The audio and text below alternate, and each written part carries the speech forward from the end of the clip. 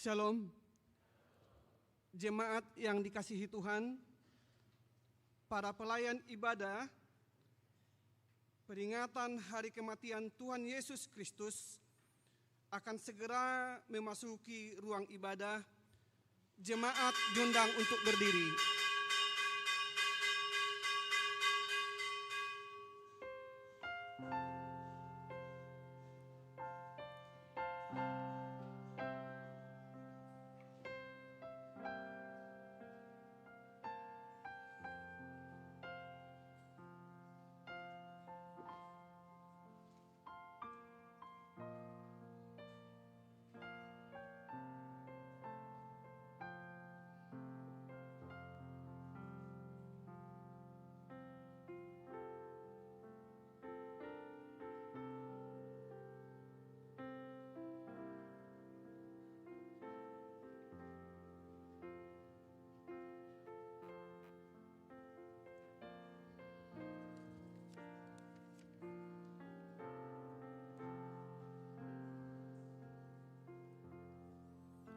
Jemaat dipersilahkan untuk duduk kembali.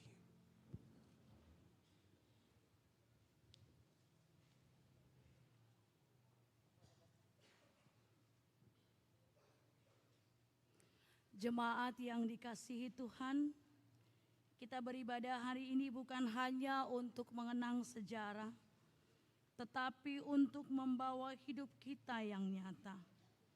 Banyak dari kita datang dengan jiwa yang lelah karena tuntutan dunia, hati yang cemas akan masa depan, atau batin yang terluka oleh penghakiman sesama.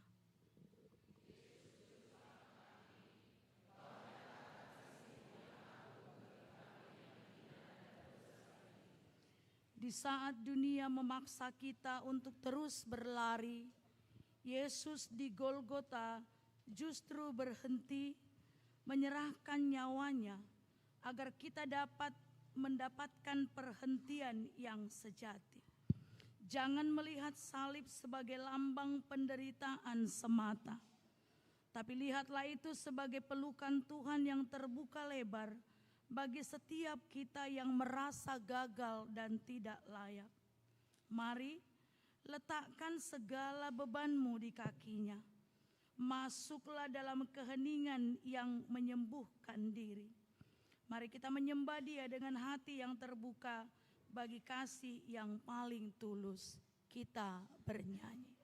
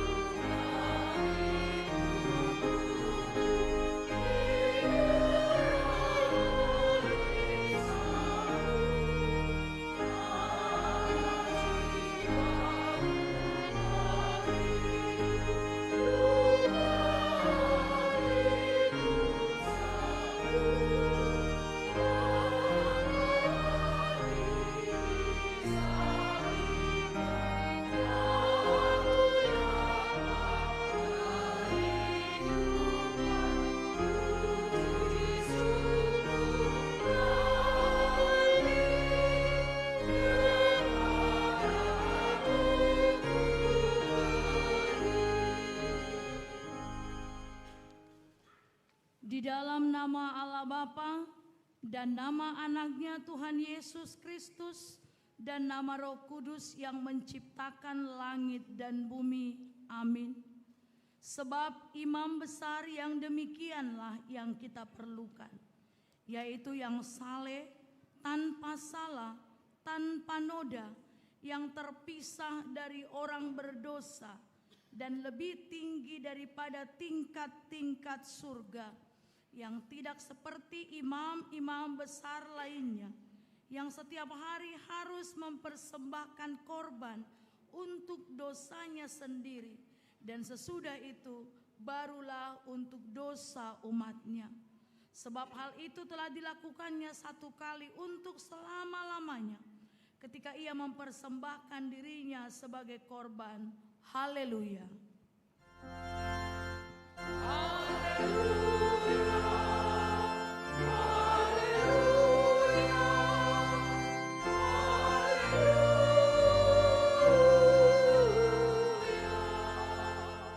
Marilah kita berdoa.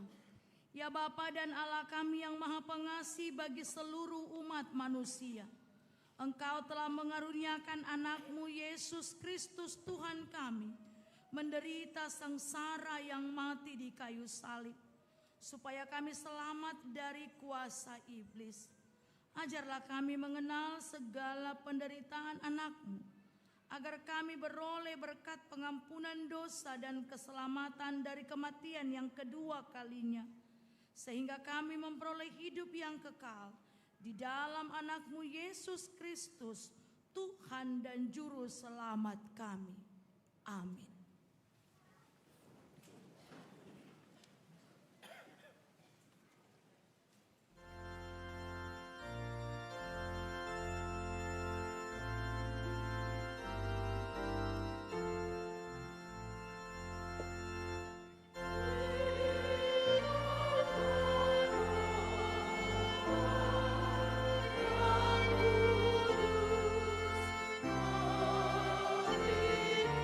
Hallelujah.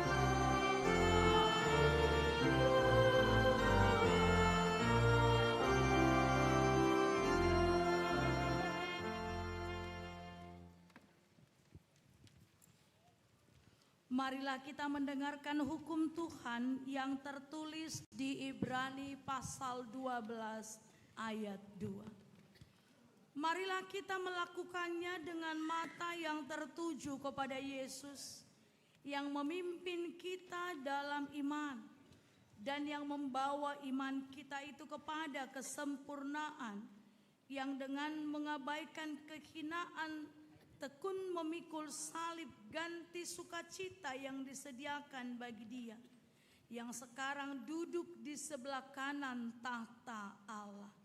Demikianlah hukum Tuhan.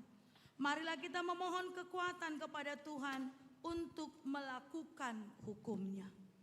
Ya Tuhan Allah, kuatkanlah kami melakukan yang sesuai dengan hukum-Mu. Amin.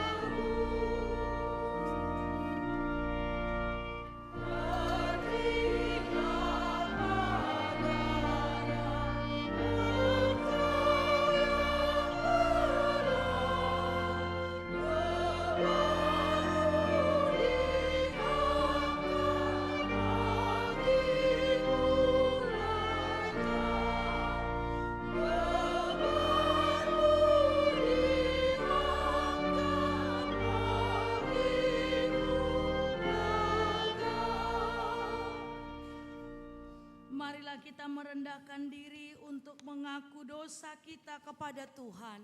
Kita berdoa. Ya Tuhan kami yang Maha Kasih dan Maha Kudus, Bapa kami di dalam Yesus Kristus, setiap kali kami datang karena Engkau tidak menginginkan kematian dari orang fasik, melainkan Engkau menginginkan pertobatannya agar dia selamat. Ampunilah segala kesalahan dan pelanggaran kami dengan perantaraan penghulu kami yang tunggal itu, Anak-Mu Tuhan Yesus Kristus. Tetapkanlah anugerah-Mu bagi kami dengan perantaraan kesaksian dan kuasa Roh Kudus, supaya kami terhibur dan datang memanggil Engkau, dan agar segala perbuatan dan kelakuan serta pikiran kami menjadi kemuliaan bagi nama-Mu yang kudus itu. Amin. Janji Tuhan tentang pengampunan dosa. Kita mempunyai imam besar yang demikian, yang duduk di sebelah kanan tahta yang maha besar di surga. Karena itu, Ia sanggup menyelamatkan dengan sempurna semua orang yang oleh Dia datang kepada Allah. Sebab Ia hidup senantiasa untuk menjadi pengantara mereka. Kemuliaan bagi Allah di tempat yang maha tinggi. Amin.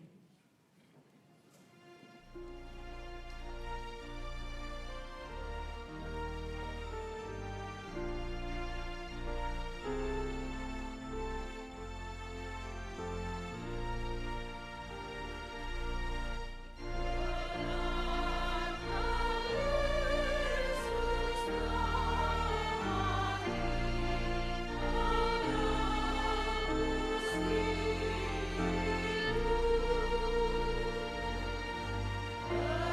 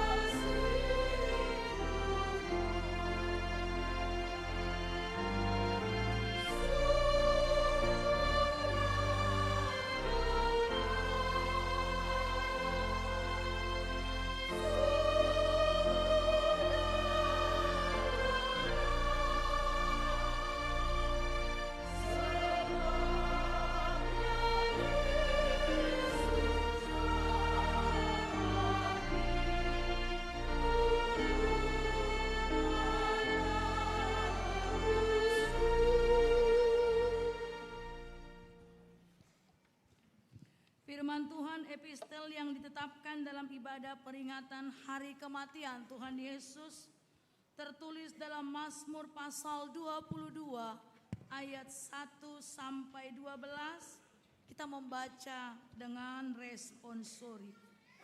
Untuk pemimpin Daud menurut lagu Rusa di Kala Fajar, Mazmur Daud.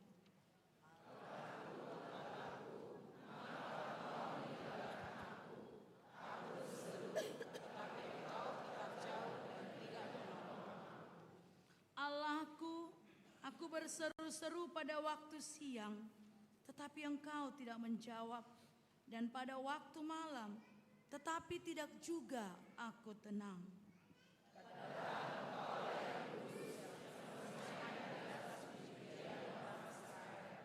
Kepadamu nenek moyang kami percaya, mereka percaya, dan Engkau meluputkan mereka.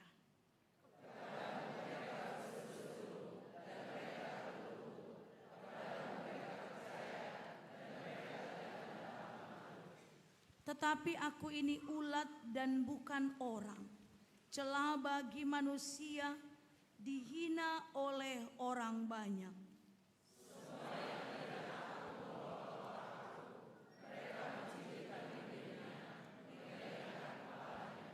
Ia menyerah kepada Tuhan, biarlah Dia yang meluputkannya, biarlah Dia yang melepaskannya. Bukankah Dia berkenan kepadanya?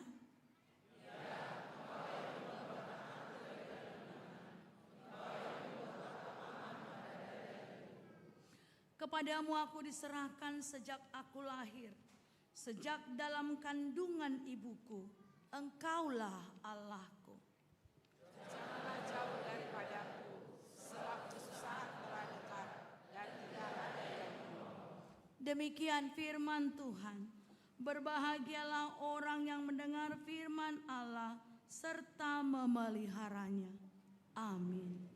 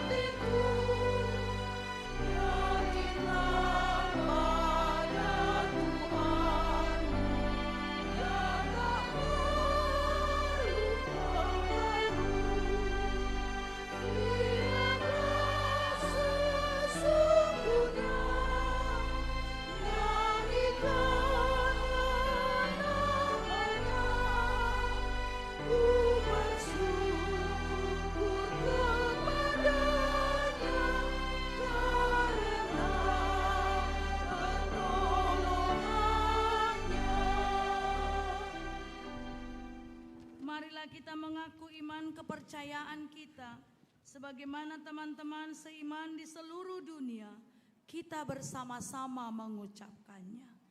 Aku percaya kepada Allah Bapa yang Maha Kuasa, Khalik langit dan bumi. Aku percaya kepada Yesus Kristus, anaknya yang tunggal Tuhan kita, yang dikandung daripada Roh Kudus, lahir dari anak darah Maria, yang menderita sengsara di bawah pemerintahan Pontius Pilatus, disalibkan, mati dan dikuburkan, yang turun ke dalam kerajaan maut. Pada hari yang ketiga, bangkit pula dari antara orang mati, naik ke surga, duduk di sebelah kanan Allah, Bapa yang Maha Kuasa. Dari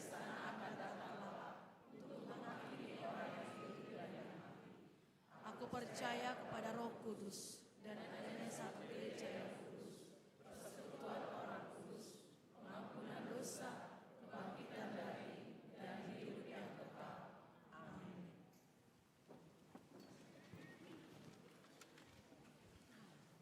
Bapak, Ibu, dan saudara-saudari sekalian yang beribadah pada Jumat Agung hari ini, kita mendengarkan pemberitahuan pada ibadah Jumat Agung hari ini. Yang pertama, nama ibadah hari ini memperingati kematian Tuhan Yesus Kristus dengan topik "Sungguh Yesus adalah Anak Allah".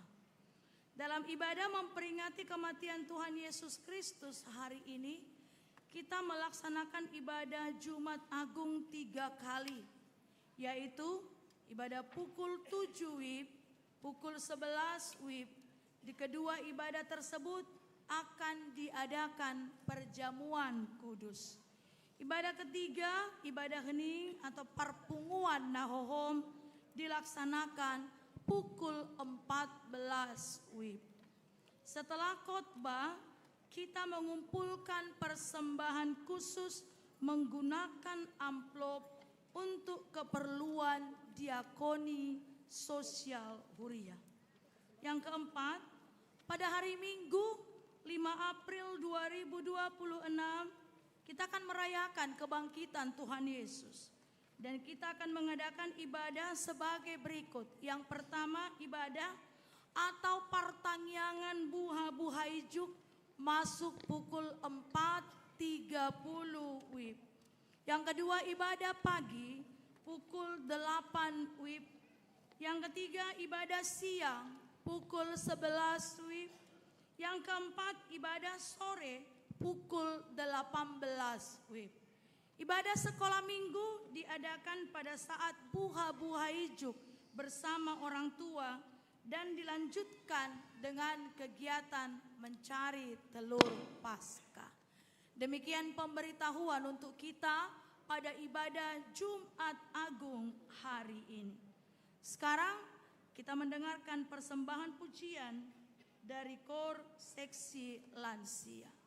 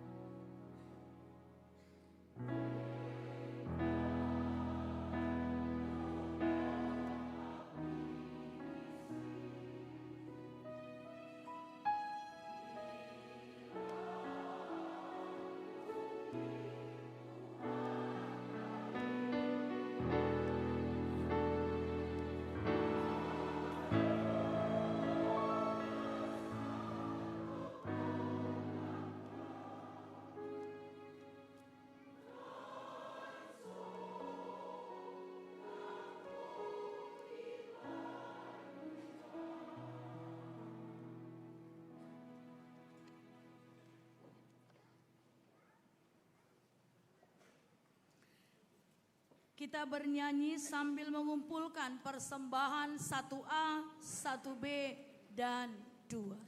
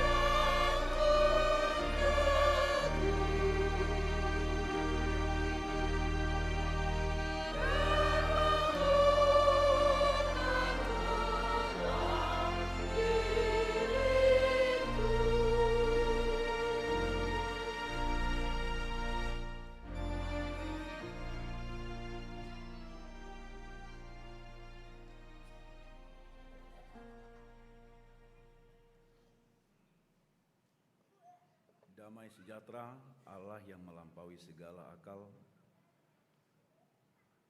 kiranya memelihara hati dan pikiran saudara di dalam Kristus Yesus Tuhan kita. Amin.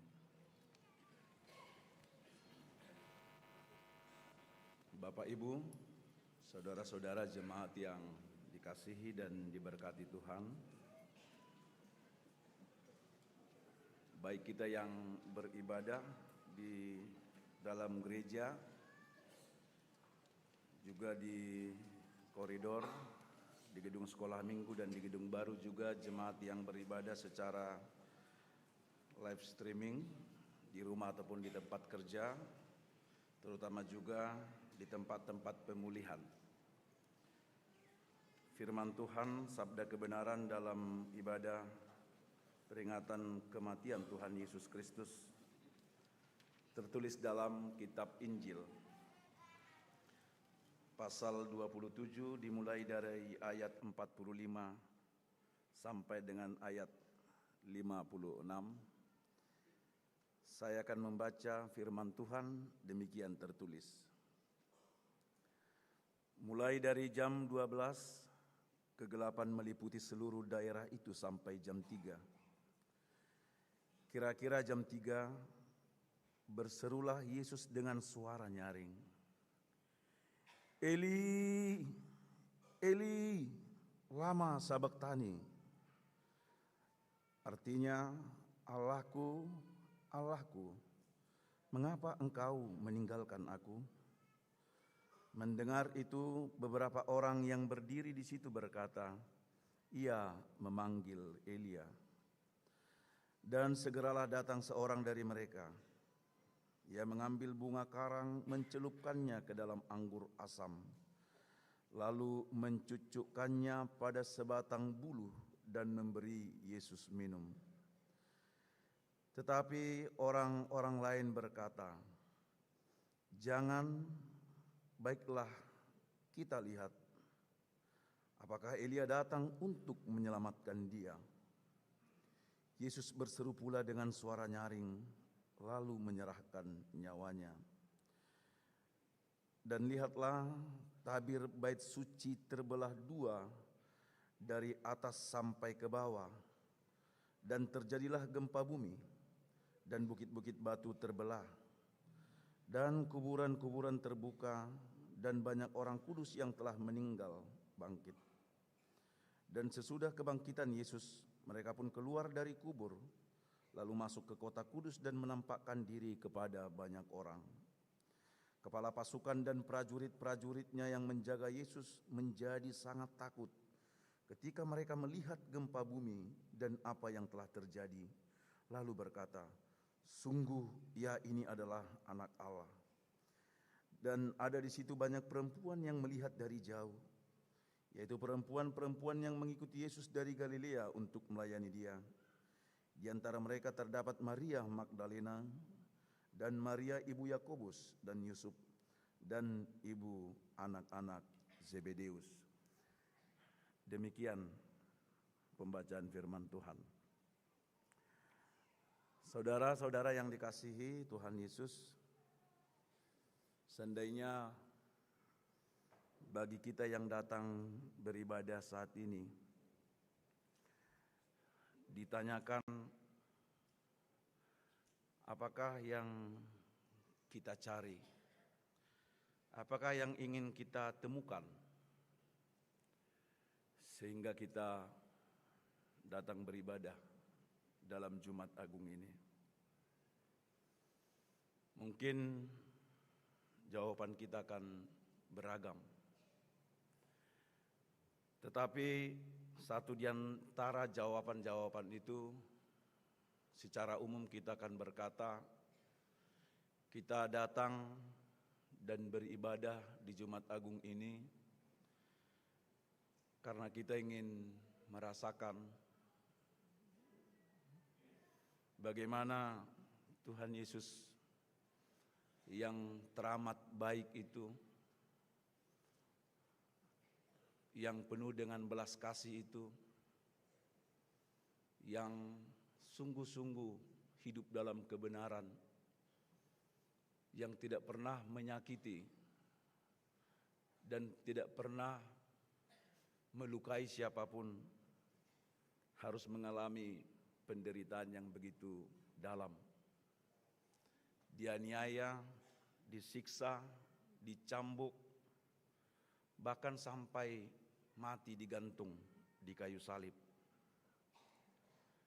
Itu mungkin secara umum jawaban kita. Tetapi Amang dan Inang, saudara yang dikasihi Tuhan, satu pertanyaan yang harus kita jawab jujur menjadi refleksi kita di Jumat Agung ini. Adakah yang berubah? Adakah yang baru dalam hidup kita? Apakah yang berubah dari hidup kita, dari kelakuan kita, setelah kita melihat, setelah kita mendengar, setelah kita merasakan dan membayangkan bagaimana sakit dan ngerinya yang dialami oleh Yesus. Dia yang tidak bersalah harus dihukum karena kita. Dia yang tidak berdosa harus menggantikan kita menerima hukum dosa. Bahkan dia harus disalibkan sejajar dengan penjahat sekalipun dia bukan penjahat. Karena Amang dan Inang, bisa saja orang merayakan Jumat Agung tetapi hidupnya tetap sama. Masih jatuh ke dalam dosa yang sama. Masih menyimpan dendam, menyimpan sakit hati, menyimpan kepahitan, bahkan masih hidup dalam kebiasaan yang lama. Sehingga salib Kristus hanya menjadi cerita. Jumat Agung hanya sebatas rutinitas dan seremonial. Salib Kristus hanya sebatas simbol tanpa makna.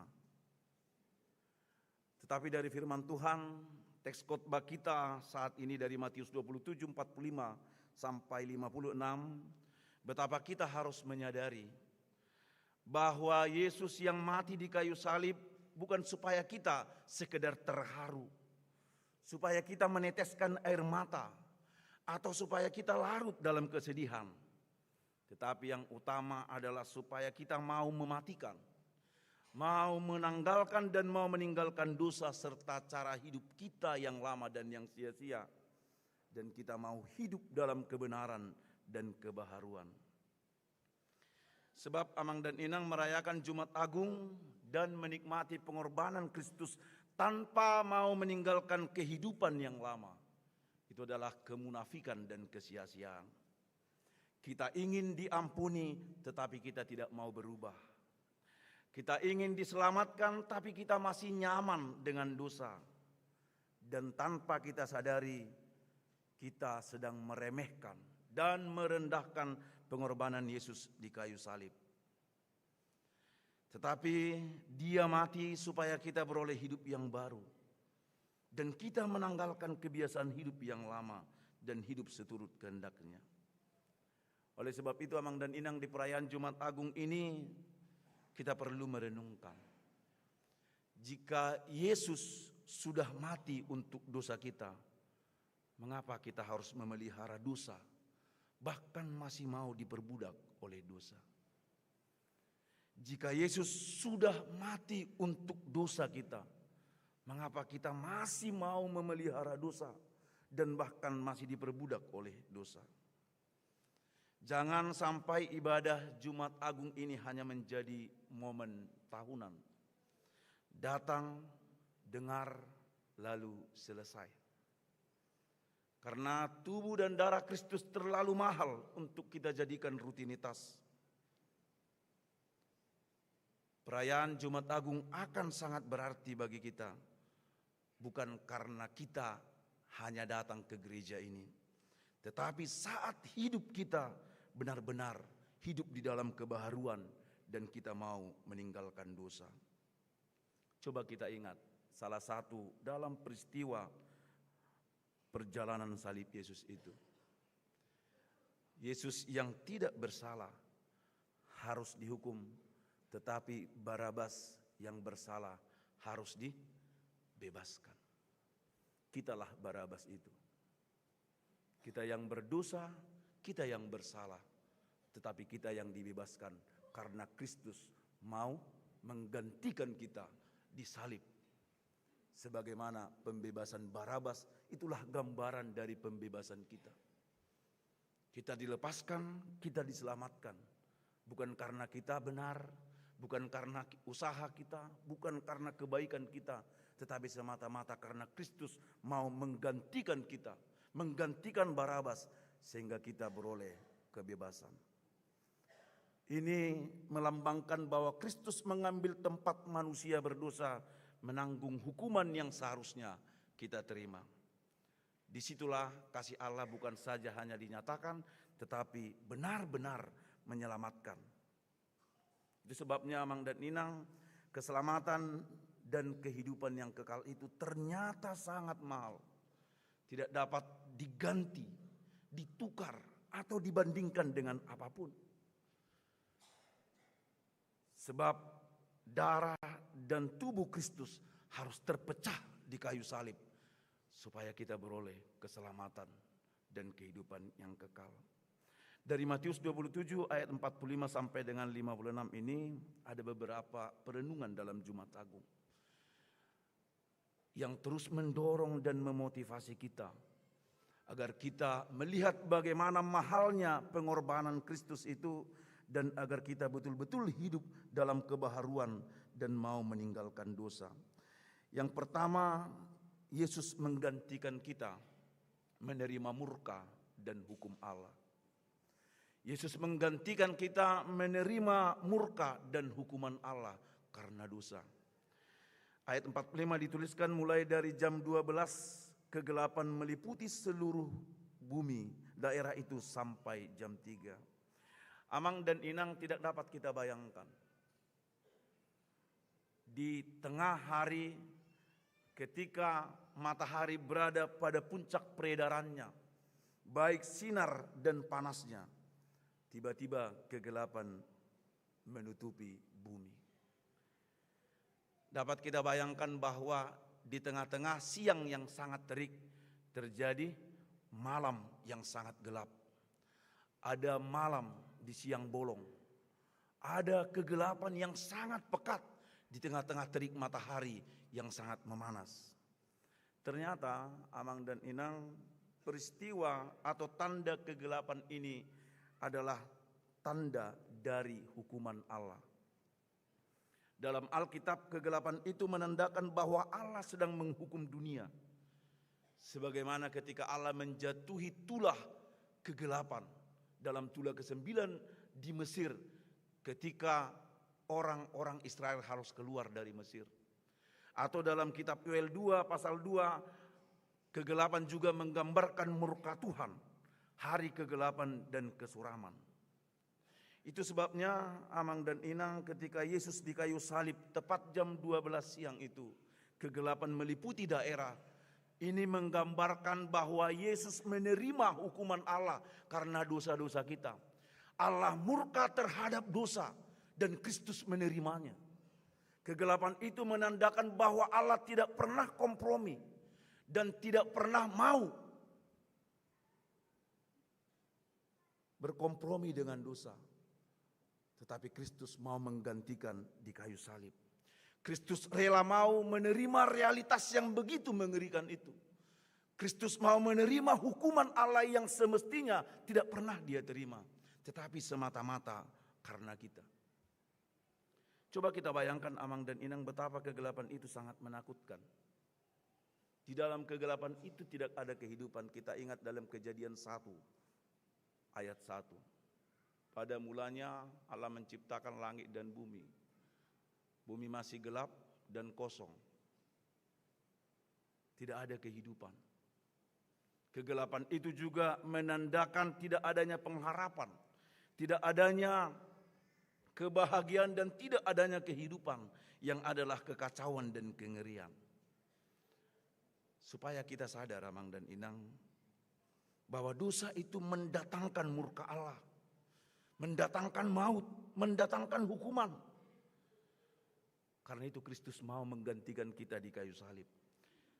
Karena memang tidak seorang pun yang dapat menahannya. Karena bisa kita bayangkan, jangankan untuk 1 hari atau 3 jam.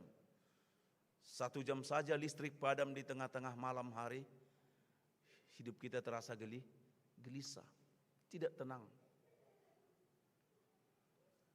Kepanasan, gelap, kacau, dan tidak menyenangkan. Maka kalau kita tahu bahwa dosa itu mendatangkan kegelapan atau mendatangkan murka dan hukum Allah, maka sudah sepatutnya kita harus hidup meninggalkan dan menanggalkan dosa. Kristus mau memasuki realitas yang gelap itu dan menerima kegelapan sebagai murka Allah supaya kita hidup dalam terang.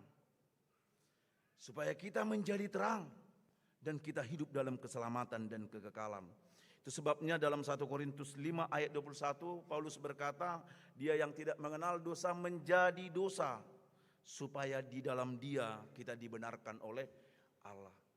Dia yang tidak mengenal dosa dibuatnya menjadi dosa karena kita, supaya dalam dia kita dibenarkan oleh Allah. Yang kedua, Amang dan Inang, dosa memisahkan kita dari Allah. Ayat 34, pada jam 3 berseluruh Yesus dengan suara nyaring, Eloi, Eloi, lama sabachthani. Amang dan Inang, saudara yang dikasihi Tuhan, di antara semua ada 7 perkataan Yesus di kayu salib. Tetapi perkataan ini jauh lebih mengguncang daripada ke-6 perkataan yang lain itu. Sekalipun masing-masing memiliki makna yang teramat dalam. Dapatkah kita bayangkan betapa ngerinya Yesus di kayu salib itu sehingga dia harus menjerit. Dan jeritan itu adalah jeritan suci, bukan jeritan yang cengeng. Jeritan itu bukan tanda keputusasaan, tetapi itu adalah tanda penyerahan. Jeritan itu adalah bukan tanda kelemahan, tetapi jeritan itu adalah tanda kesetiaan. Bagaimana mungkin seseorang yang hidup benar, bagaimana mungkin anak Allah yang tunggal itu harus berseru bahwa dia ditinggalkan oleh Bapaknya? Jeritan ini lebih dari jeritan seseorang anak yang tidak diberikan mainan dan jajan oleh orang tuanya. Dan jeritan ini, Amang dan Inang, adalah kegenapan dari Mazmur 22 ayat 1 dalam epistel kita tadi. Yang menggambarkan bahwa penderitaan seorang yang benar, yang dihina, ditolak dan diperlakukan dengan sangat kejam. Dan semua yang digambarkan dalam Mazmur itu, ia dijauhi, ia dihina, ia dibuli, ia ditolak, ia disiksa, dan ia direndahkan. Semuanya digenapi di dalam Kristus. Sebab kita tahu, semua yang dituliskan oleh Mazmur 22 itu, semuanya diterima dan dirasakan oleh Yesus. Amang dan Inang, ini adalah seruan dan jeritan yang paling tinggi, sekaligus lembah yang paling dalam dari semua penderitaan. Kalau kita berbicara penderitaan, inilah penderitaan yang paling top dari antara penderitaan yang ada. Dan tidak ada satupun dari antara manusia yang pernah merasakannya, termasuk Ayub. Kalau menurut kita dan menurut Alkitab, mungkin penderitaan Ayub inilah salah satu penderitaan manusia yang paling luar biasa. Tetapi penderitaan Yesus tidak dapat terbandingkan dengan apa yang diderita oleh Ayub. Mengapa saya katakan demikian? Kalau Yesus berseru dan menjerit Eli, Eli lama sabachthani, ini bukan karena murid-murid meninggalkan dia. Ini bukan karena mahkota duri dipasang di atas kepalanya. Ini bukan karena dia dicambuk dan disiksa. Jeritan ini juga bukan karena dia diludah dan diperlakukan tidak adil. Ini juga bukan karena beratnya salib yang harus dia bawa dari Yerusalem sampai ke Golgota. Tetapi jeritan Eli, Eli lama sabachthani adalah tanda keterpisahan dan keterasingan Yesus dari Allah. Yesus menjerit karena Allah meninggalkan dia. Karena apa? Karena dosa. Seharusnya Amang dan Inang, kitalah yang harus menjerit. Kitalah yang harus ditinggalkan oleh Bapa. Kitalah yang harus terasing dan terpisah dari Tuhan. Tetapi Kristus rela menggantikan kita di kayu salib. Kristus rela ditinggalkan oleh Bapa supaya Bapa tidak meninggalkan kita. Kristus rela terpisah dari Bapa karena penebusannya itu supaya kita kembali dipersekutukan dengan Bapa. Jeritannya itu bukan tanda kelemahan. Jeritannya itu bukan karena dia lemah dan bukan karena dia kesakitan. Tetapi karena Allah meninggalkan dia sebab Kristus telah menjadi dosa karena kita. Sebab itulah hakikat dosa itu. Dosa membuat manusia terpisah dan terasing dari Allah. Kita ingat ketika Adam dan Hawa jatuh ke dalam dosa. Mereka dikeluarkan dari taman Eden. Dan mereka harus terpisah dari Tuhan. Sebab Allah Maha Kudus menerimanya semuanya itu di kayu salib. Persekutuan kita dengan Bapa dipulihkan. Amang dan Inang, sekali lagi seruan ini bukan seruan keputusasaan atau bukan seruan karena kehilangan iman, tetapi ini adalah seruan yang suci. Sebab di dalamnya Kristus membuka kita kepada realitas yang sesungguhnya. Kristus menanggung hukuman dosa kita di hadapan Allah yang jauh dan terpisah dari Allah. Dosa itu bukan sekedar kesalahan moral, tetapi dosa itulah pemberontakan kepada Allah yang kudus. Di sini kita melihat betapa mahalnya dan tak ternilainya harga keselamatan itu. Pengampunan dosa terjadi bukan karena kebaikan manusia, bukan karena prestasi manusia, atau bukan karena usaha dan kepintaran intelektual manusia. Di sini Allah menyatakan keadilannya. Dosa benar-benar dihukum, tetapi Allah justru menyatakan kasih-Nya. Dosa benar-benar dihukum dan Kristus menerimanya, tetapi Allah menunjukkan kasih-Nya. Hubungan kita dengan Allah kembali dipulihkan. Karena itu Amang dan Inang, bagi orang percaya, kebenaran ini membawa kita kepada penghiburan yang sangat besar.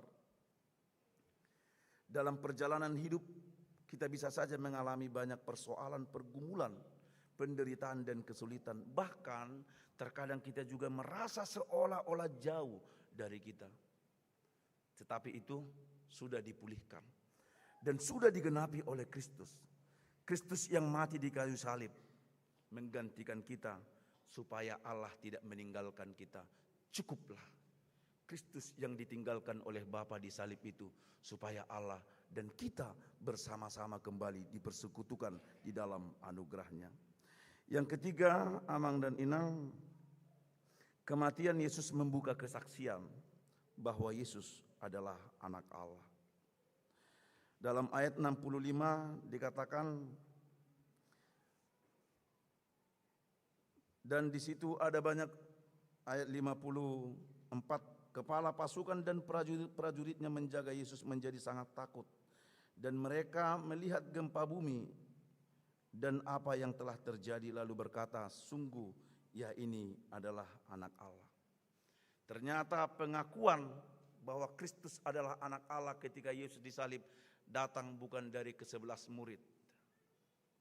Datang bukan dari orang-orang Farisi atau ahli-ahli Taurat yang setiap hari memegang Alkitab, yang setiap hari bergumul dengan kitab suci. Bukan juga dari orang-orang yang pernah menerima mujizat. Bukan juga dari orang-orang yang telah diberi 5.000 makan. Tetapi justru pengakuan ini datang dari seorang kafir yang tidak percaya sama sekali kepada Tuhan selama itu. Datang dari seorang kepala prajurit berkebangsaan Romawi yang tidak mengenal dan tidak percaya kepada Tuhan. Tetapi ketika Kristus disalib, justru pengakuan bahwa Kristus adalah anak Allah justru datang dari mulut orang berdosa, dari hati yang dianggap kafir, dari hati yang dianggap berdosa dan tidak layak di hadapan Tuhan. Sungguh dia ini adalah anak Allah. Tetapi pengakuan ini datang bukan dari kemampuan berpikir, datang bukan dari rasional, datang bukan dari hasil penelitian ilmiah, tetapi hati yang dibukakan oleh Roh Tuhan. Sebab ketika mereka melihat Kristus tersalib, maka terjadilah tanda-tanda yang amat mengerikan. Tabir bait suci terbelah, gempa terjadi dan bukit-bukit batu terbelah. Bahkan kubur-kubur orang suci terbuka. Inilah tanda-tanda yang sangat luar biasa yang membuat mereka takut sekaligus percaya bahwa Yesus adalah anak Allah. Maka pengakuan dari kepala prajurit ini, dari sini kita belajar.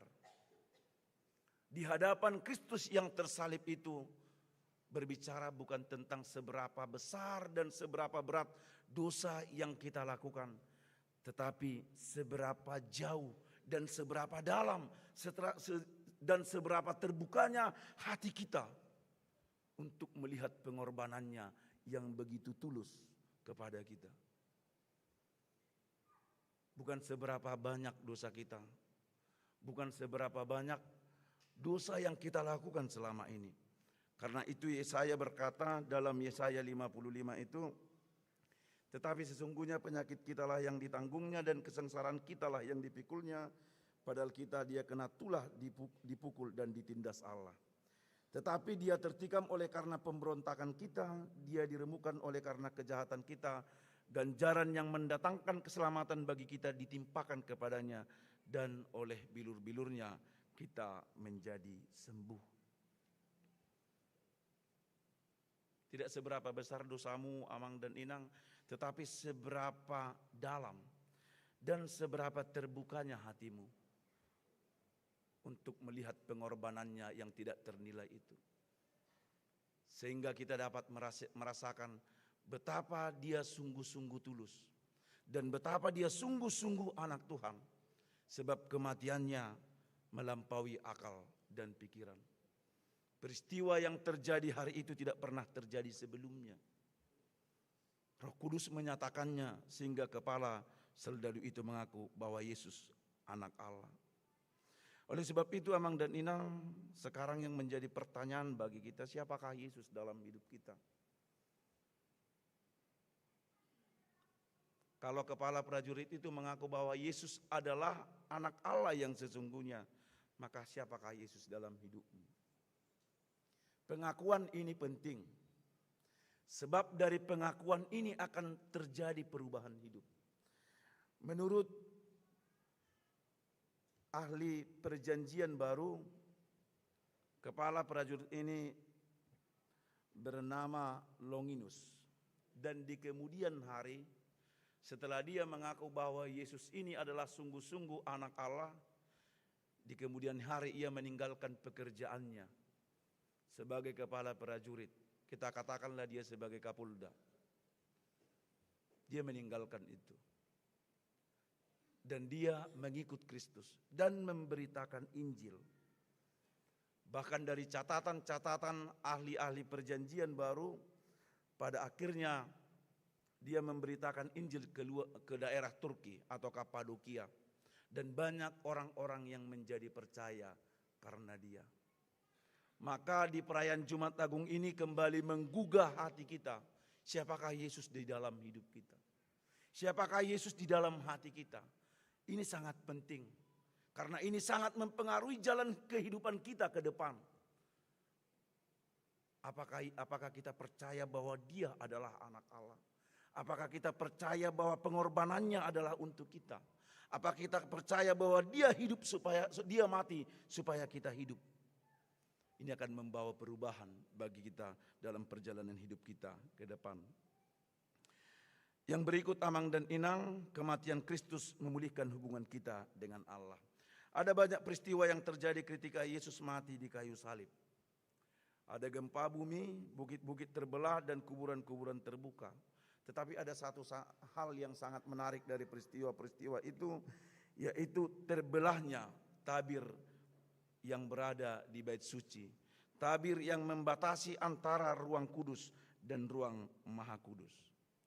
Amang dan Inang, di bait suci Israel atau Yahudi itu terdapat 3 pembagian ruangan. Dan ketiga ruangan ini dibatasi oleh 2 tabir. Yang pertama adalah ruang atau pelataran. Yang kedua ruang kudus dan yang ketiga ruang maha kudus. Antara pelataran dan ruang kudus ini terdapat 1 tabir yang membatasi atau yang menghalangi. Karena orang-orang yang bukan Yahudi atau orang-orang non-Israel tidak diperkenankan beribadah masuk ke dalam ruang suci. Mereka hanya boleh duduk di pelataran bait suci itu atau di halaman depan. Karena mereka bukan bangsa pilihan Tuhan. Maka dibuatlah tabir, pembatas.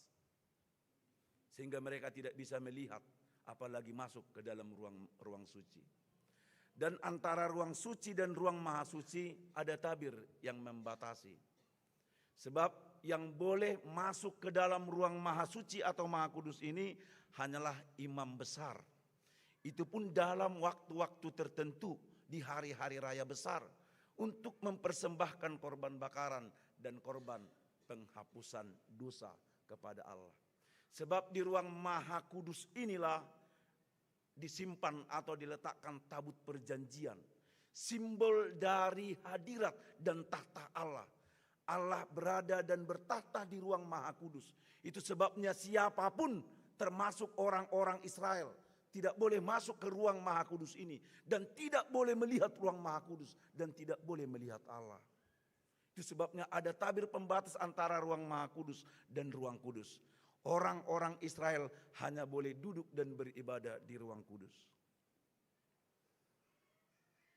Ini menandakan ada batas. Ada pemisah.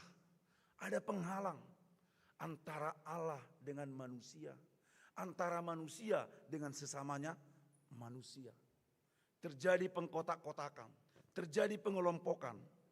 Tetapi Amang dan Inang, ketika Kristus mati di kayu salib, tabir di bait suci itu menjadi terbelah, bukan retak, terbelah. Dan bukan hanya di atas, tetapi dari atas sampai ke bawah. Kata terbelah dalam teks aslinya diterjemahkan dari kata sizain. Artinya menunjuk bahwa Allah lah yang melakukannya. Kalau tabir itu terbelah, itu bukan karena khotbah pendeta Sardono, tapi karena Allah yang melakukannya. Artinya Amang dan Inang, dengan terbelahnya tabir itu Allah membuka jalan masuk ke tempat kudus. Allah berkenan dengan kita orang-orang berdosa. Allah membuka akses yang seluas-luasnya dan selebar-lebarnya bagi siapapun. Bukan saja bagi orang Israel, tetapi juga bagi kita dan bagi semua orang. Untuk berjumpa, bersekutu, terhubung kembali dengan Tuhan. Darah Kristus itu yang menghubungkan. Darah Kristus itu yang mempertemukan. Darah Kristus itu yang membuka jalan. Tidak ada lagi penghalang. Tidak ada lagi yang membatasi, yang menghalang-halangi kita berjumpa dan bersekutu dengan Allah. Kematian Yesus membuka jalan yang baru bagi kita, demikian kata surat Ibrani. Membuka jalan yang baru bagi kita kepada Allah. Allah tidak lagi menyembunyikan dirinya hanya di ruang maha kudus. Tetapi Allah berkenan masuk dan bertemu serta bersama-sama dengan kita sekalipun kita hidup dalam dosa. Itu sebabnya kita mengenal Dia, Allah yang imanen, bersama-sama dan beserta dengan kita. Kita menjadi imam yang diperkenankan datang, berdoa, beribadah, berjumpa dengan Allah tanpa imam seperti yang diaturkan dalam perjanjian lama atau dalam agama Yahudi. Selain hubungan kita dengan Allah dipulihkan, tabir yang terbelah dari atas ke bawah juga ingin memberitakan bahwa di hadapan Tuhan kita semua adalah sama satu dengan yang lain. Tidak ada yang lebih benar, tidak ada yang lebih layak, tidak ada yang lebih pantas satu dengan yang lain. Sebab Kristus telah melayakkan kita sekalipun kita bukan orang-orang Israel. Sebab tabir yang ada di dalam bait suci, baik tabir yang ada di ruang maha kudus dan ruang kudus, juga tabir yang membatasi pelataran dan ruang kudus itu telah terbelah. Kita bersama-sama diperkenankan berjumpa dengan Allah. Maka amang dan inang kematian Yesus membawa pesan, Kristus dengan darahnya telah memperdamaikan kita dengan Allah, sekaligus memperdamaikan kita dengan sesama. Maka siapapun nanti yang menerima perjamuan kudus itu, dosanya telah diampuni dan harus mau mengampuni dosa sesama. Amin. Dan sudi mengalusi. Amin. Kalau darah Kristus telah mempertemukan kita, mendamaikan kita dengan Allah, juga mendamaikan kita dengan sesama, maka bukalah hatimu untuk berdamai dengan orang-orang yang menyakitimu, dengan orang-orang yang membuatmu kecewa, dan dengan orang-orang yang membuatmu sakit selama ini. Mungkin suamimu, mungkin mertuamu, mungkin juga anak-anakmu, atau orang-orang lain yang berada di sekitarmu. Darah Kristus terlalu mahal bagi kita supaya kita dapat merenungkan perdamaian kita dengan sesama. Yang terakhir amang dan inang, perenungan terakhir dari Matius 27 ini, kita dipanggil menjadi murid-murid Kristus yang setia. Dalam ayat 56 dikatakan, ayat 55 dan 56, dan ada di situ banyak perempuan yang melihat dari jauh, yaitu perempuan-perempuan yang mengikuti Yesus dari Galilea untuk melayani Dia. Di antara mereka terdapat Maria Magdalena dan Maria ibu Yakobus dan Yusuf dan ibu anak-anak Zebedeus. Pertanyaan, di manakah ke-11 murid laki-laki yang lain? Di manakah Petrus yang berkata bahwa dia akan tetap setia kepada Kristus sampai pada kesudahannya? Di manakah orang-orang yang pernah menerima mujizat dan kebesaran kasih Tuhan? Alkitab mencatat perempuan-perempuan inilah yang menyaksikan sekalipun dari tempat yang sangat jauh.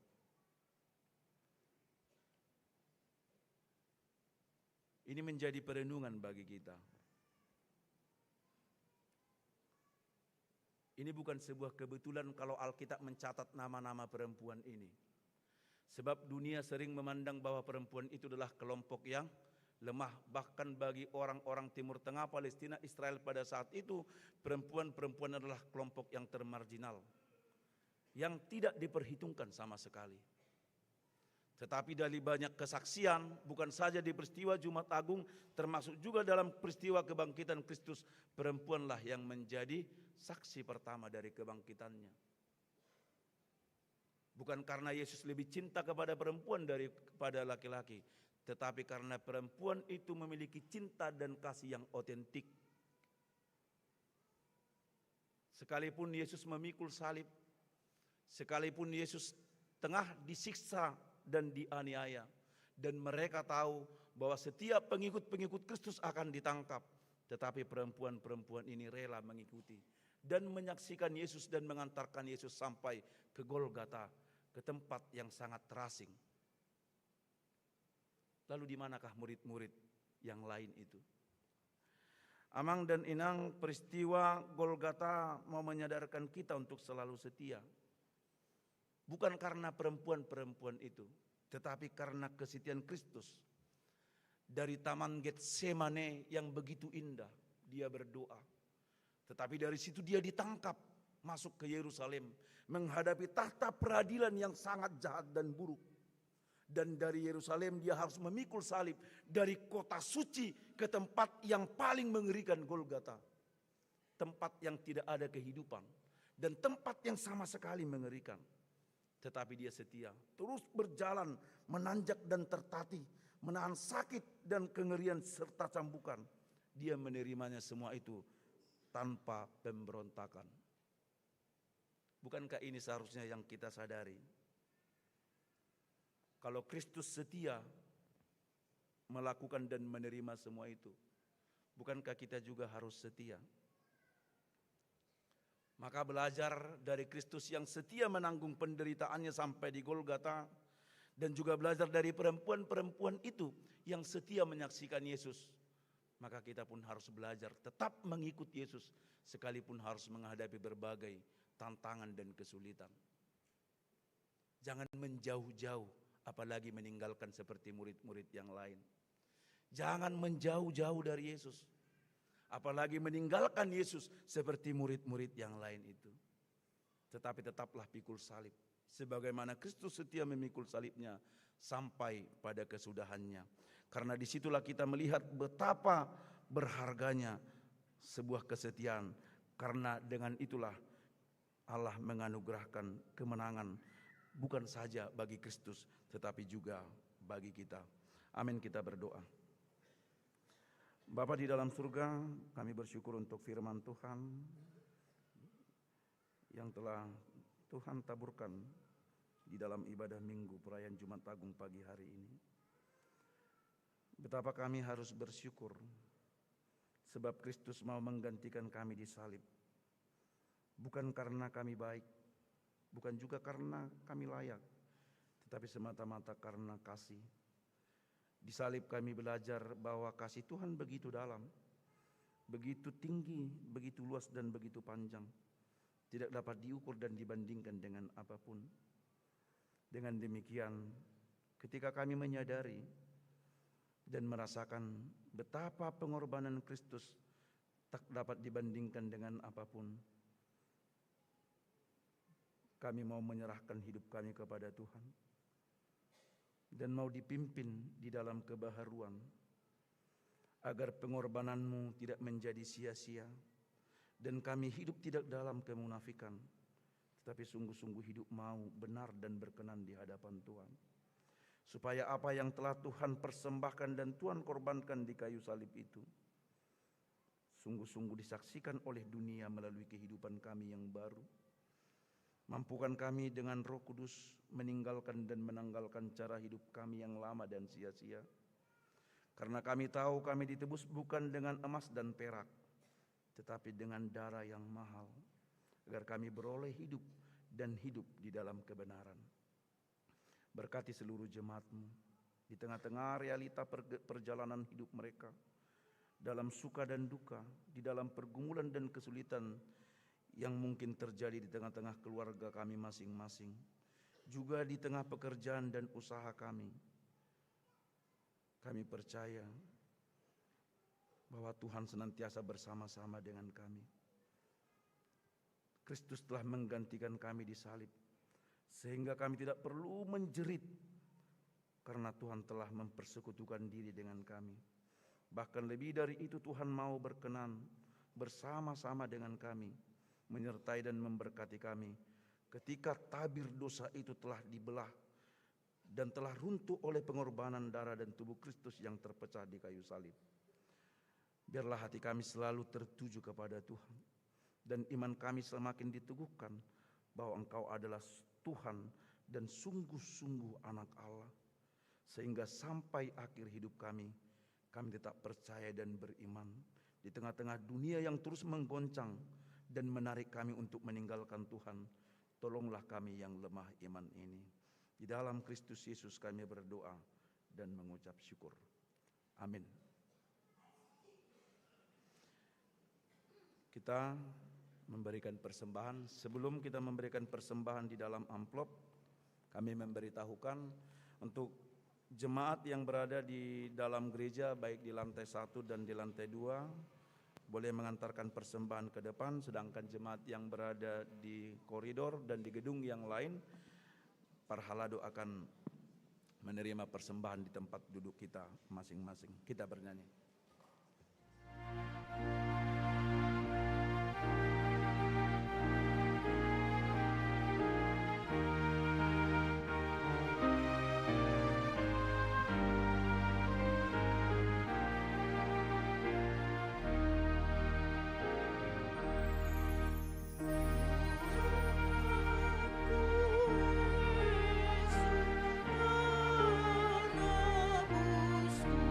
Kau ku kasih.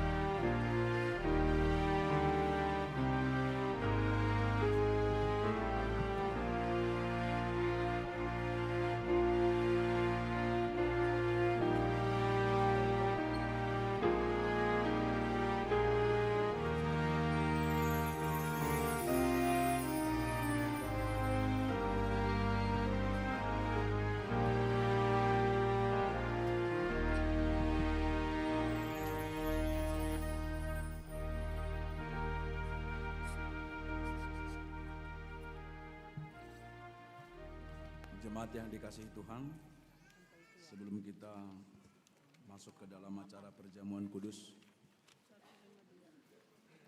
kami menyampaikan bahwa jemaat yang mengikuti perjamuan kudus adalah mereka yang telah menyaksikan iman dan tidak sedang dalam penggembalaan hukum siasat gereja.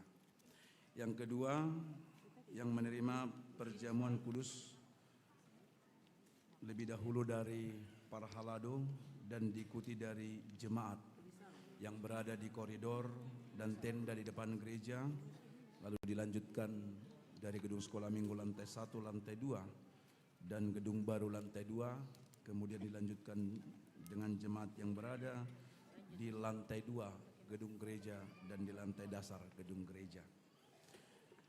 Saat menerima perjamuan kudus, jemaat boleh datang 16 orang ke depan, 8 di bagian kiri dan 8 di bagian kanan, tepat berdiri di simbol kaki dan di bagian roti, barisan roti yang telah tertulis di depan, dan 16 orang berikutnya yang bersiap-siap menerima berdiri di belakang jemaat yang sedang menerima roti perjamuan kudus. Setelah menerima roti perjamuan kudus, kami memberitahu bahwa jemaat yang berada di sebelah kanan altar gereja boleh keluar setelah memberikan persembahan dan meletakkan siloki perjamuan kudus lewat barisan paling kanan, juga yang sebelah kiri melalui jalur yang paling kiri. Demikian pemberitahuan dari kami dan juga nanti dibantu oleh Amang dan Inang Parhalado yang melayani.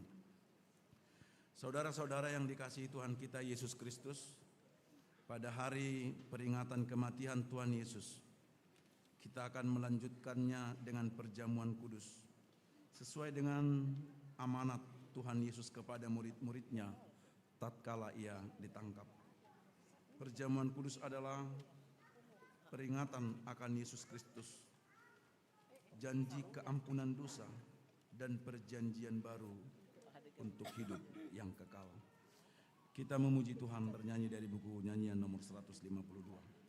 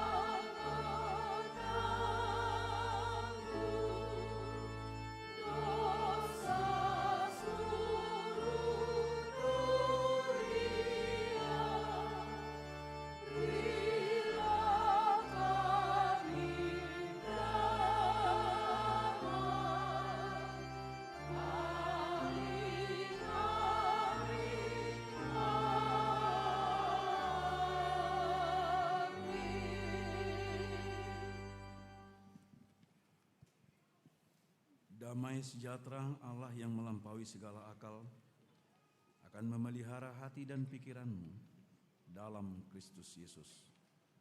Amin, marilah kita berdoa. Ya Tuhan Allah yang maha murah, Bapa kami yang ada di surga, hadirlah di tengah-tengah kami. Pada waktu kami menerima perjamuan yang kudus itu, berikanlah Roh Kudus kepada kami masing-masing, agar kami percaya kepada anak-Mu Yesus Kristus penebus kami.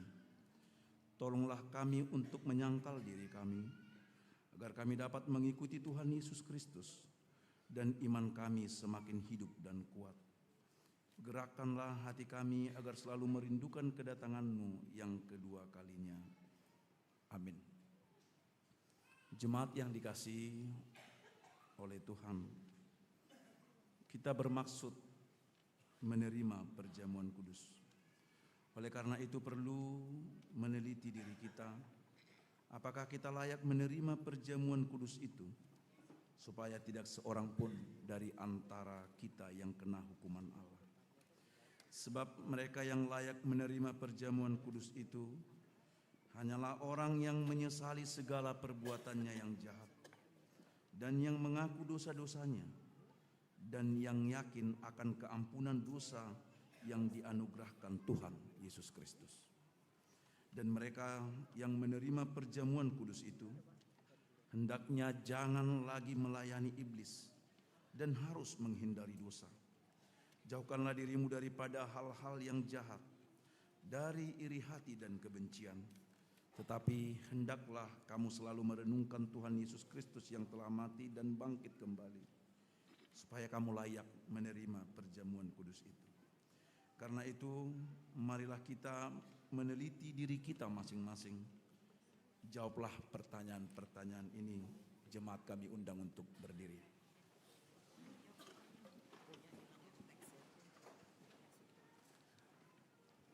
Apakah engkau mengakui bahwa engkau adalah orang berdosa sejak engkau lahir, dan karena pelanggaran-pelanggaranmu sendiri atas hukum Allah? Jika demikian, jawablah ya. Apakah engkau menyesali dosa-dosamu dan engkau merindukan keampunannya? Jika demikian, jawablah dengan ya. Apakah engkau mengakui bahwa Tuhan Yesus telah datang ke dunia ini untuk menyelamatkan orang berdosa? Dia yang telah mati dan bangkit kembali untuk menanggung dan menghapuskan dosamu? Jika demikian, jawablah dengan ya. Apakah engkau mau menjauhkan dirimu dari kebencian dan kedengkian? Seterusnya, apakah engkau mau berdamai dengan orang yang menyakiti hatimu dan mau mengampuninya, sebagaimana engkau mengharapkan Allah akan mengampuni dosamu? Jika demikian, jawablah dengan ya. Sekarang marilah kita merendahkan diri serta mengaku dosa-dosa kita. Ikutilah doa ini di dalam hatimu. Ya Tuhan Allah Bapa kami dalam Tuhan Yesus Kristus, kami adalah orang berdosa. Kami sering melanggar hukum-Mu. Jika Engkau membalaskan kejahatan kami, maka kami sepantasnya menerima hukuman-Mu. Tetapi karena kasih setia-Mu dan karena Yesus Kristus anak-Mu yang telah diserahkan karena dosa kami berani datang memohon kepadamu. Kasihanilah kami, terimalah kami, ampunilah dosa-dosa kami. Berikanlah kepada kami Roh yang kudus, agar kami beroleh kekuatan melawan si jahat dan melakukan perbuatan-perbuatan yang sesuai dengan kehendak-Mu selama hidup kami. Amin. Saudara-saudara yang telah menyesali dosamu dan yang rindu akan pengasihan Allah, kiranya saudara menerima sesuai dengan kepercayaan. Berdasarkan firman Tuhan Yesus, aku berkata kepadamu, yakinlah, dosamu telah diampuni dengan nama Allah Bapa, Anak, dan Roh Kudus. Amin. Bapa kami yang di surga, dikuduskanlah namamu, datanglah kerajaan-Mu, jadilah kehendak-Mu di bumi seperti di surga. Berikanlah kami pada hari ini makanan kami yang secukupnya, dan ampunilah kami akan kesalahan kami, seperti kami juga telah mengampuni orang yang bersalah kepada kami. Dan janganlah membawa kami ke dalam pencobaan, tetapi lepaskanlah kami daripada yang jahat. Karena Engkau yang punya kerajaan dan kekuasaan dan kemuliaan sampai selama-lamanya. Amin. Jemaat dipersilahkan duduk. Kita bernyanyi dari buku nyanyian 153 ayat 1.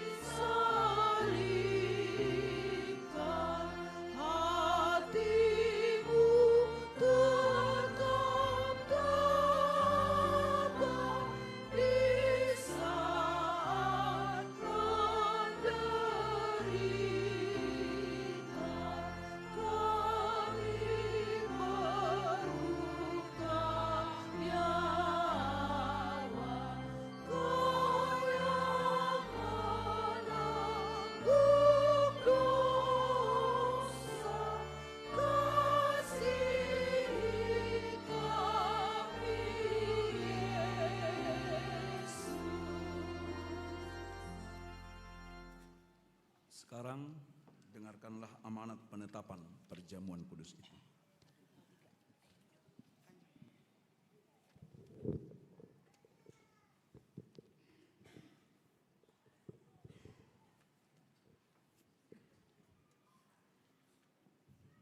Pada malam tatkala Yesus diserahkan, Yesus mengambil roti dan setelah mengucapkan terima kasih, dia memecah-mecahkannya lalu memberikannya kepada murid-muridnya sambil berkata, "Ambillah dan makanlah, inilah tubuhku yang diserahkan karena kamu. Perbuatlah seperti ini menjadi peringatan akan aku." Dan demikianlah dia mengambil cawan itu sesudah makan, lalu mengucap syukur dan berkata kepada mereka, "Terimalah dan minumlah, cawan ini adalah perjanjian baru dalam namaku, yang ditumpahkan untuk keampunan dosamu. Perbuatlah seperti ini menjadi peringatan akan aku."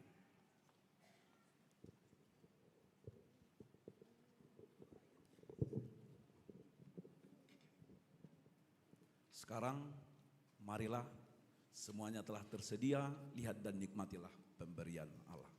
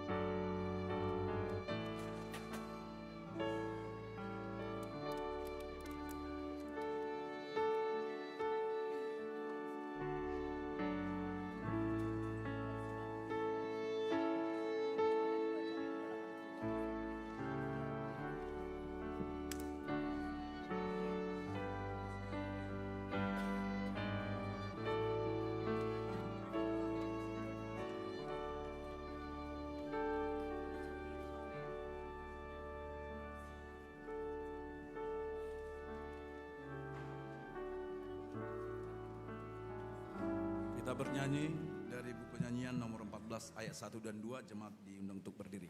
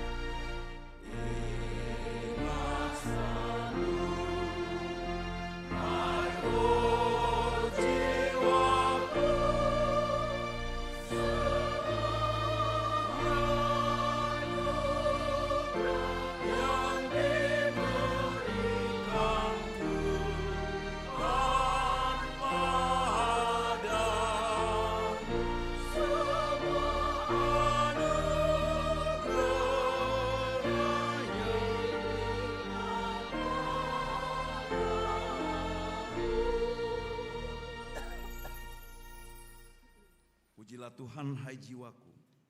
Pujilah namanya yang kudus, hai segenap batinku. Pujilah Tuhan, hai jiwaku, dan janganlah lupakan segala kebaikannya. Dia yang mengampuni segala kesalahanmu, yang menyembuhkan segala penyakitmu, dan Dia yang menebusmu dari lubang kubur dan memahkotai engkau dengan kasih setia dan rahmat. Tuhan adalah penyayang dan pengasih, panjang sabar dan berlimpah anugerah kasih setia. Tidak selalu Dia menuntut, dan tidak untuk selama-lamanya Dia mendendam.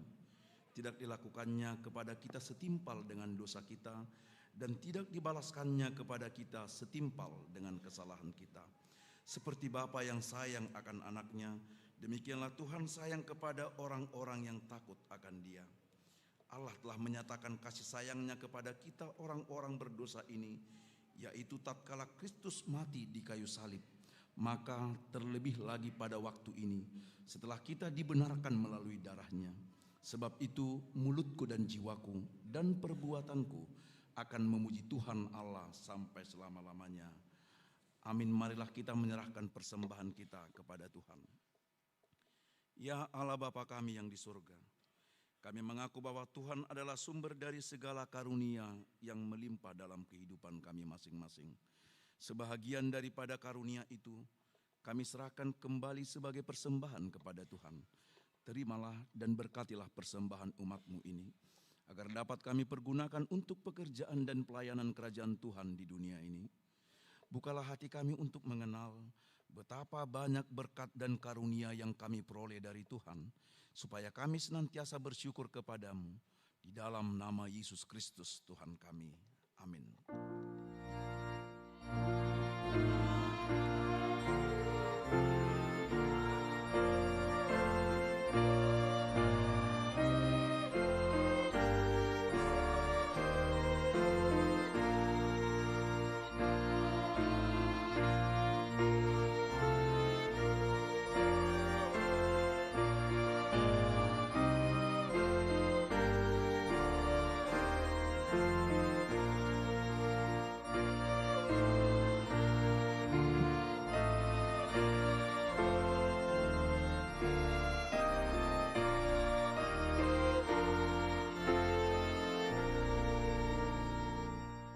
Ya Tuhan Allah Bapa kami yang bertahta di atas segalanya, kasih-Mu jauh lebih besar dari kasih ibu bapa kepada anak-anaknya. Anugerah kasih-Mu tak ternilai karena anak-Mu yang tunggal Engkau utus menjadi manusia, menderita sengsara, dihina dan disesah hingga disalibkan dan mati untuk kami. Segala hutang dosa kami telah dihapuskan dan diselamatkan dari kuasa dosa, maut dan iblis. Sebab itu kami puji nama-Mu yang kudus, karena dengan kematiannya kami didamaikan dan dipersatukan dengan Allah Bapa. Ya Tuhan Yesus Kristus, domba Allah yang menanggung segala dosa kami dan dosa seluruh umat manusia. Terima kasih kepadamu dan terpujilah Engkau selama-lamanya. Peliharalah jemaat-Mu yang Engkau tebus dan yang Engkau satukan. Teguhkan bagi kami keampunan dosa dan damai yang Engkau anugerahkan. Kuduskan kami agar dapat dipersatukan di dalam persekutuan yang kudus di sorga. Salibkan kemanusiaan kami yang lama dengan segala keinginan yang tidak baik di dalamnya, agar kami kudus menghadap Bapa di sorga. Kami berserah kepadamu dan membuka hati kami untuk-Mu. Kami adalah milik-Mu dan Engkau adalah milik kami. Dan jangan biarkan kami terpisah dari sisi-Mu. Sertai dan persatukanlah Engkau dengan kami. Kuatkan iman kami kepadamu, agar tetap teguh sampai akhir hidup kami. Sertailah seluruh anggota jemaat-Mu yang memberitakan kasih dan jalan kehidupan yang Engkau perbuat. Ya Tuhan, walaupun mati ataupun hidup, Engkaulah Raja dan Tuhan kami. Kasihanilah kami, ingatlah kami di dalam kemuliaan-Mu, dan bawalah kami ke dalam kesentosaan bersama dengan Allah Bapa di sorga. Bapa kami yang di sorga, dikuduskanlah nama-Mu, datanglah kerajaan-Mu. Jadilah kehendak-Mu di bumi seperti di sorga. Berikanlah kami pada hari ini makanan kami yang secukupnya. Dan ampunilah kami akan kesalahan kami, seperti kami juga telah mengampuni orang yang bersalah kepada kami. Dan janganlah membawa kami ke dalam pencobaan, tetapi lepaskanlah kami daripada yang jahat.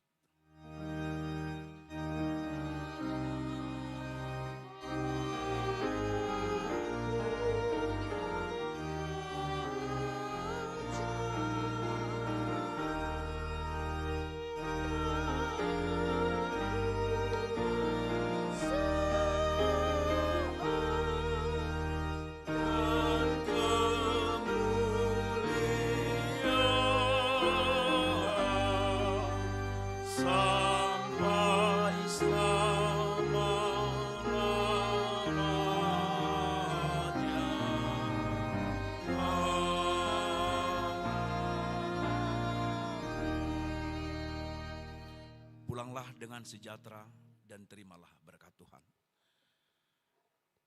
Tuhan memberkati engkau dan melindungi engkau. Tuhan menyinari engkau dengan wajah-Nya dan memberi engkau kasih karunia. Tuhan menghadapkan wajah-Nya kepadamu dan memberi engkau damai sejahtera.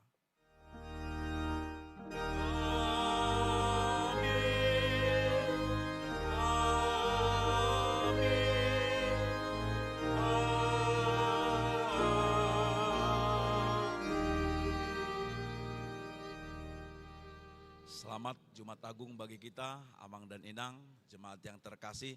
Kita boleh bersalaman dengan saudara kita di samping kiri, kanan, depan, dan belakang. Horas Madihita.